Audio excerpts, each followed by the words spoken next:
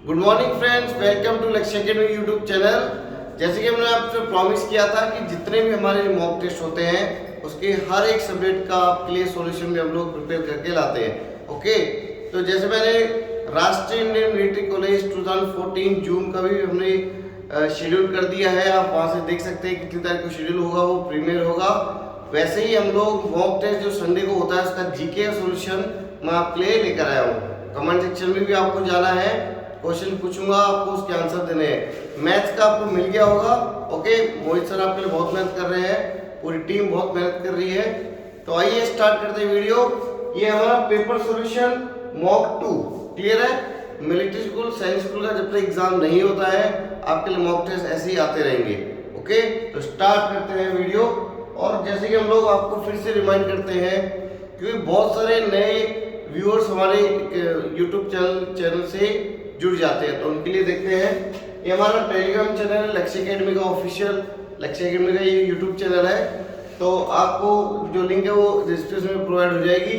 बाकी आपके लिए आप देख सकते हैं सैनिक स्कूल, मिलिट्री स्कूल, आरएमसी लक्ष्य अकेडमी आप सर्च करिए, आपको टेलीग्राम पे दिख जाएगा। ओके, आइए स्टार्ट करते हैं। पहला क्वेश्चन, आप सभी को लाइक जरूर कर देना है, क्योंकि हम लोग आपके लिए इतनी मेहनत कर रहे हैं, तो आपका सिर्फ थोड़ा सा हम लोग को फेवर चाहिए।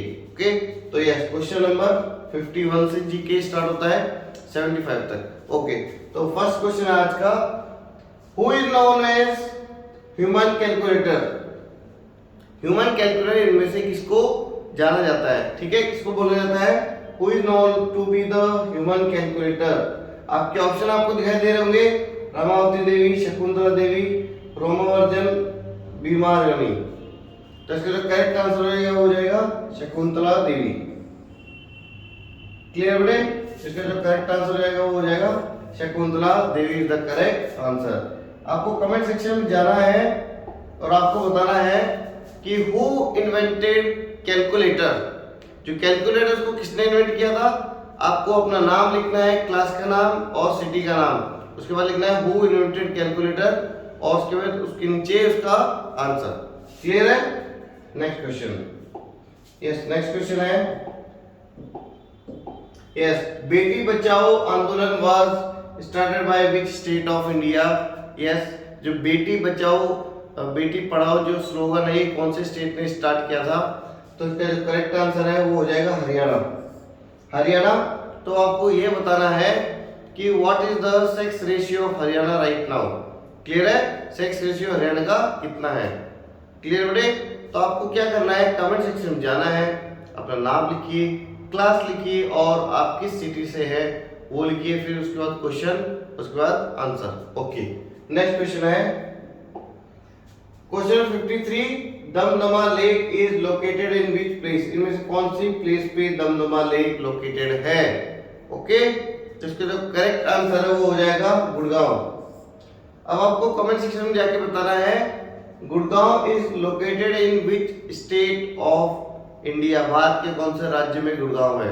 आप बोले सर बहुत इजी है ये। इजी भी आते हैं, हार्ड भी आते हैं और मॉडरेट लेवल के क्वेश्चंस भी आपके लिए आते हैं। ओके, नेक्स्ट क्वेश्चन देखते हैं।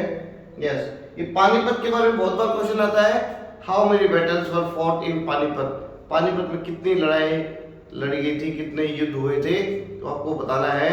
और जितने भी हुए थे वो उनका क्रॉनिकल ऑर्डर से आपको लिखना है कि कौन सा वॉर कौन से ईयर में हुआ था। फर्स्ट अगर बैटल है तो कौन सी ईयर में थी, second and third. Okay, question number 54। Question 54 है, what is the radius of moon. Earth के रेडियस के बारे में पूछा गया है एग्जाम में, तो हमने सोचा मून का रेडियस भी हम लोग क्वेश्चन में लेकर आते हैं। ओके, तो इसका जो करेक्ट आंसर हो जाएगा 1737 किलोमीटर। ये रेडियस की बात हो रही है, डायमीटर की बात नहीं हो रही है, जो रेडियस है। अब आपके लिए क्वेश्चन है कि if a body weight 60 kg on earth then what will be the weight of that body on moon. तो मून पे उसका कितना वजन हो जाएगा? ये आपके एग्जाम में आया हुआ क्वेश्चन है, बिकॉज कुछ इस पे कंसेप्ट बेस्ड क्वेश्चन है ये। क्लियर है? अगर एक बॉडी का वेट अर्थ के ऊपर 60 kg है तो मून पर कितना हो जाएगा? कमेंट सेक्शन में जाके आपको आंसर देना है।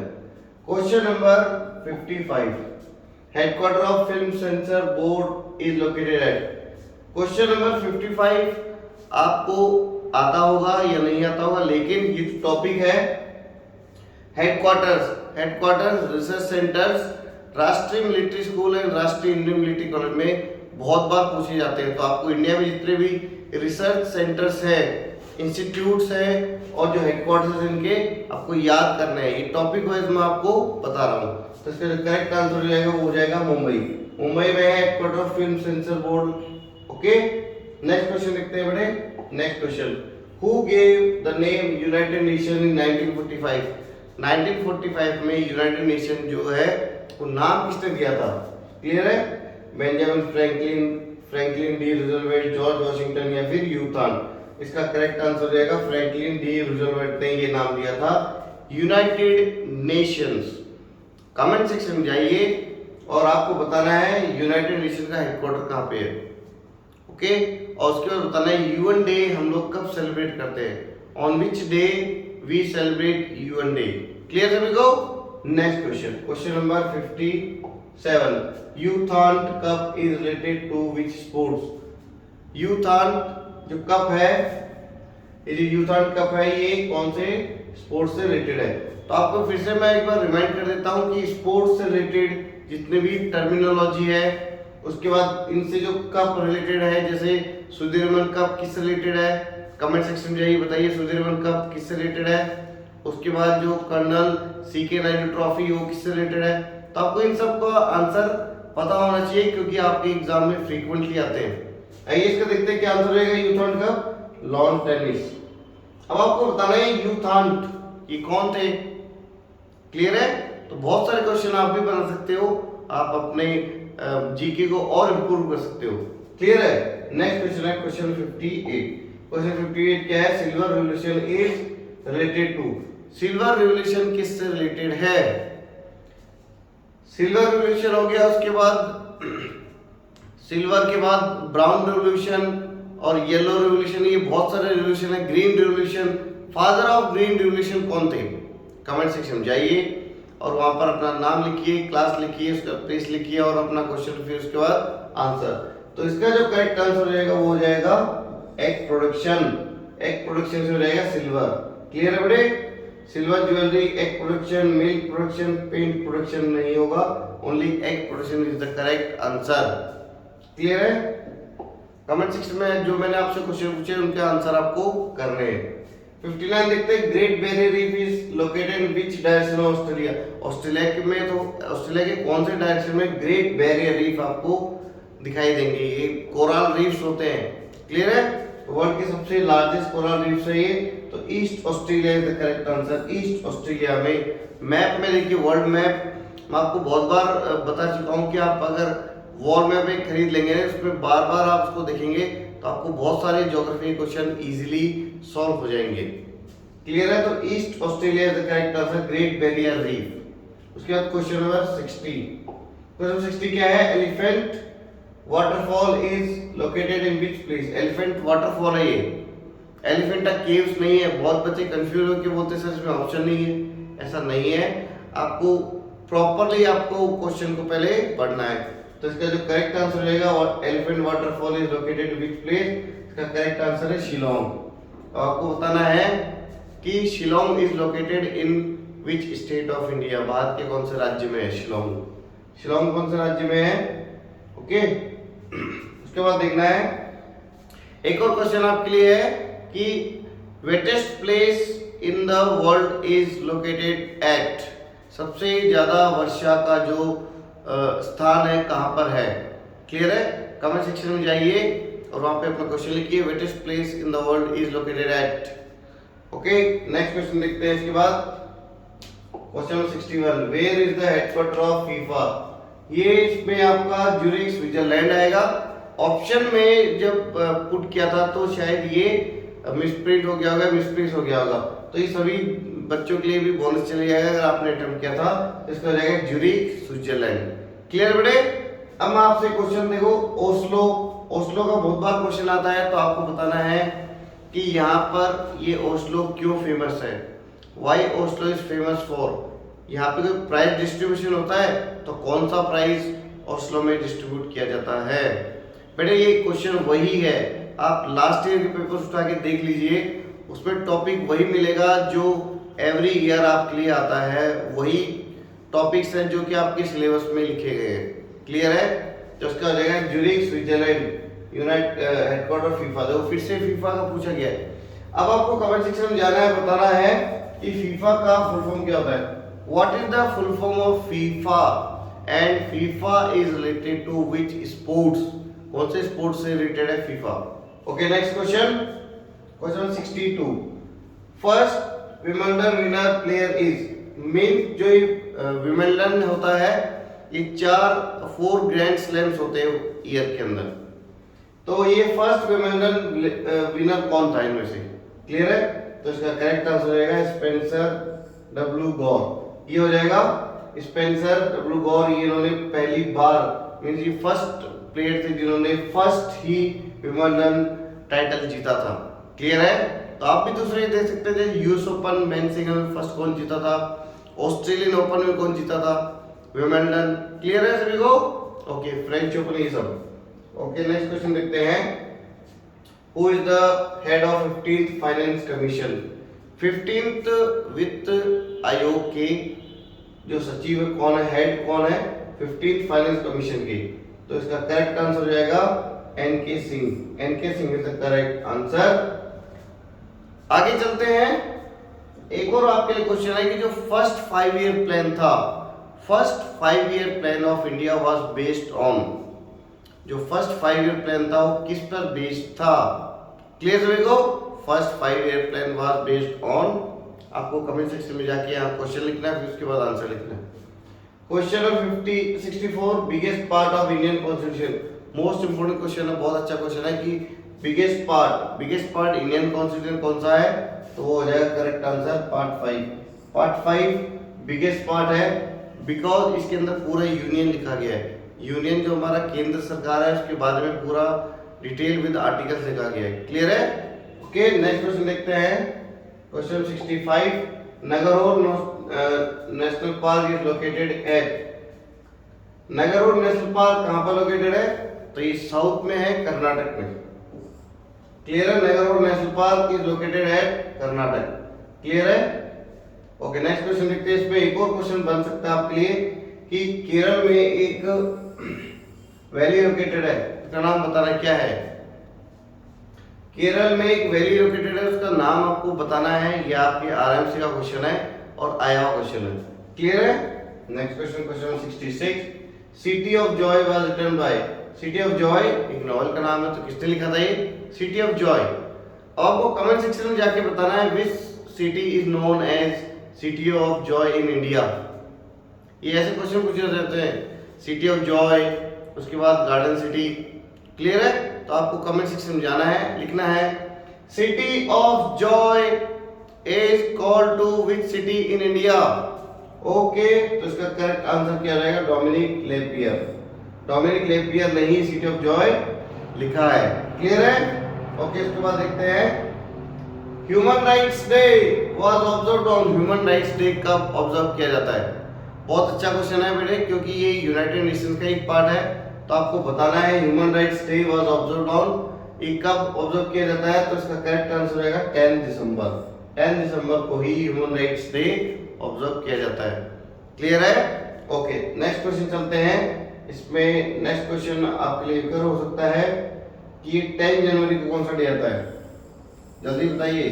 10 जनवरी को कौन सा डे आता है? बहुत इजी है, बहुत बार मैंने आपको ऑनलाइन क्लास में भी लिखवाया है। ओके, और आपको जीके में जो भी मैं लिखवा रहा हूँ उसके प्रॉपर नोट्स बनाने हैं।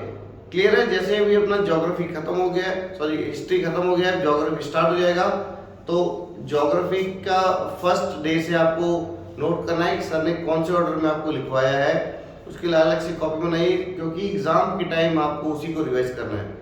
क्लियर है? नहीं तो आपके पास एग्जाम के टाइम कोई रिवीजन के लिए कुछ स्टडी मटेरियल नहीं होगा। क्लियर है? ओके, नेक्स्ट क्वेश्चन देखते हैं 68 है which sea was earlier flow in place of present Himalayan. Himalaya के जगह पहले कौन सा सी फ्लो होता था? तो इसका करेक्ट आंसर रहेगा तेसिस सी। मैंने आपको बहुत बार बताया हुआ है। तो आपको बताना है जो हिमालयन माउंटेन रेंज है किस टाइप का माउंटेन रेंज है। Himalayan mountain range is a type of which mountain range? Clear है? नेक्स्ट क्वेश्चन देखते हैं। Yes, Mediterranean Sea and Red Sea, ये जो आपको दिखाई दे रहा है Mediterranean Sea and Red Sea से कौन सा कैनाल कनेक्ट होता है? क्लियर है? ओके, नेक्स्ट क्वेश्चन देखते हैं। Horse latitude are located at, horse latitude कहां पर लोकेटेड है? आपको ने पहले बताया था एंशिएंट टाइम के अंदर यहाँ पर ट्रेड करते थे, ट्रेड करते समय अपने हॉर्स को वो लोग पानी फेंक देते थे ताकि उनका शिप हल्का हो जाए। तो कौन सा था वो?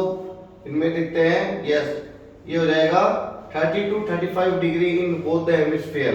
30 to 35 degree in both the hemisphere is the correct answer. Clear है? 30 से 35 डिग्री का जो लैटिट्यूड है वही हॉर्स लैटिट्यूड है। बोथ हेमिस्फीयर मींस नॉर्थ पे भी और साउथ पे भी। Next question 70, which layer differentiate plant cell and animal cell? मैंने क्लास 8 में भी पढ़ाया है और आपको भी मैंने बहुत बार बताया है कि एनिमल सेल और प्लांट सेल को अगर डिफरेंशिएट कोई करता है तो वह है cell wall, because cell wall is present in plant cell only, it is not present in animal cell. Animal cell में नहीं होता है, सिर्फ और सिर्फ प्लांट सेल में ही होता है। ये क्लियर सभी को? प्लांट सेल में ही होता है, एनिमल सेल में नहीं होता, इसलिए डिफरेंशिएट करता है। Okay, who invented nucleus? Question लिख लीजिए, who invented nucleus? Comment section में जाइए और इसका आंसर दीजिए। 71, question 71, Waterloo is located in which country? तो इसका करेक्ट आंसर हो जाएगा बेल्जियम। अब आपको बताना है बैटल ऑफ वाटरलू कब हुई थी। ये वर्ल्ड हिस्ट्री का क्वेश्चन है, बहुत बार आया हुआ है। तो battle of Waterloo fought in which year? Battle of Waterloo कौन से ईयर में हुआ था? बेल्जियम में है ये। Next question, question number 72, my life is an autobiography. देखो, ऑटोबायोग्राफी का मतलब होता है कि जो जीवनी इन्होंने खुद ने लिखी है। बायोग्राफी का मतलब जीवनी, तो स्वयं लिखी गई है। ऑटोबायोग्राफी खुद ने लिखी है, तो my life is an autobiography और इसके बिल क्लिंटन की। क्लियर है? बिल क्लिंटन ने खुद ने लिखा था माई लाइफ। आगे चलते हैं। आपको बताना है कि जो बराक ओबामा है इनकी भी एक बायोग्राफी है, उसका नाम क्या है? What is the name of biography of Barack Obama? Question number 73, cockpit of Europe is? Cockpit of Europe में बता रहा हूं, ये आपसे क्वेश्चंस पूछे जाते हैं। ओके, तो ज्योग्राफिकल एपिडेट्स आपसे बहुत बार पूछे जाते हैं। कॉकपिट ऑफ यूरोप किसको बोलते हैं? किसको बोलेंगे? बेल्जियम को ही बोलेंगे। क्लियर है? बेल्जियम को बोलते हैं कॉकपिट ऑफ यूरोप, क्योंकि कॉकपिट में बैठ के आप प्लेन को उड़ा सकते हो। तो वैसे ही यूरोप को अगर आपको प्रोग्रेस करना है तो वो रहेगा Belgium. Belgium is the correct answer. Question 74, Napoleon of India? India का है, तो Napoleon of India Samudragupta. History में भी मैंने 1 या 2 दिन पहले आपको लिखवाया था ये। Napoleon of India is Samudragupta is the correct answer. अब आपको बताना है कालिदास के बारे में, उसके बाद अशोका कौन से नंबर के किंग थे in the Mauryan dynasty? Chandragupta Maurya, तो मौर्य डायनेस्टी में कौन से नंबर के किंग थे? अशोका। उसके बाद who was the founder of Gupta dynasty? Clear है? ये सब आपको कमेंट सेक्शन में जाके बताना है। और लास्ट क्वेश्चन है, X-ray was invented by? Most repeated RMC में बहुत बार आया हुआ है, आपको सभी को आता होगा, और नहीं आता तो जो न्यू स्टूडेंट है उनको लिखना जरूर है। X-ray was invented by WC. Roentgen. Clear बेटे? तो आपको ये सब क्वेश्चंस जो है कमेंट सेक्शन में जाना है और अपने अपने आंसर्स वहां पे पुट करने हैं। क्लियर है? तो हम लोग आप सभी के लिए लगे हुए हैं आरएमसी के पेपर सेट के जो प्रीवियस पेपर हैं सभी को सॉल्व करने में। तो मिलते हैं नए वीडियो के साथ, जब तक के लिए बाय बाय।